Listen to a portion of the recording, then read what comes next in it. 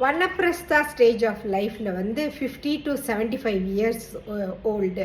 ஏன்னா நம்ம வந்து நம்மளுடைய ஹியூமன் பீயிங்கோட லைஃப் பார்த்தோம்னா 100 இயர்ஸ்ன்னு எடுத்துக்கிட்டா கூட ஃபஸ்ட்டு 50 இயர்ஸ் சூப்பராக போச்சு, ஒரு கோல் செட்டிங் எல்லாமே சூப்பராக போச்சு. இப்போ 50 to 75 இயர்ஸில் நீங்கள் உங்கள் ஹெல்த்துக்கு இம்பார்ட்டண்ட் கொடுக்க வேண்டிய ஒரு விஷயம்னா உங்களை நீங்கள் புரிஞ்சிக்க ட்ரை பண்ணுங்க. ஏன்னா செல்ஃப் ரியலைசேஷனுக்கு இவ்வளோ நல்ல டைமே இருக்குல்ல, சைல்டுஹுட்டில் புரிஞ்சிக்கிற சக்தி இல்லை, கிரஸ்தா ஸ்டேஜில் ஜாம் பேக்டு லைஃப் இருந்துச்சு. இப்போது உங்களுக்கு பசங்க எல்லாம் பெருசாயிட்டாங்க, அவங்கவுங்க வழியில் அவங்கவுங்க போயிட்டுருக்காங்க, பேரண்ட்ஸும் எல்டர்லி ஆயிட்டாங்க, அவங்களுக்கும் என்னென்ன செய்யணுமோ அந்த கடமைகள் எல்லாம் செஞ்சீங்க.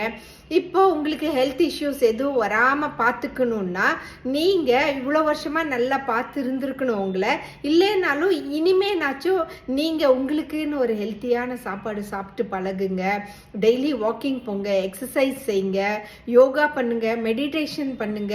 இதுக்கெல்லாம் இப்போ உங்களுக்கு நிறைய டைம் இருக்குது. ஐயோ இவங்க இல்லையே அவங்க இல்லையேன்னு கவலைப்படுறதோட உங்கள் கபடில் நிறைய நல்ல நல்ல ட்ரெஸ்ஸஸ் எல்லாம் வச்சுருக்கீங்களா, அடுத்த ஒகேஷன் அதுக்கு அடுத்த ஒகேஷன்ட்டு அந்த ட்ரெஸ்ஸஸ் எல்லாம் எடுத்து போட்டுக்கங்க.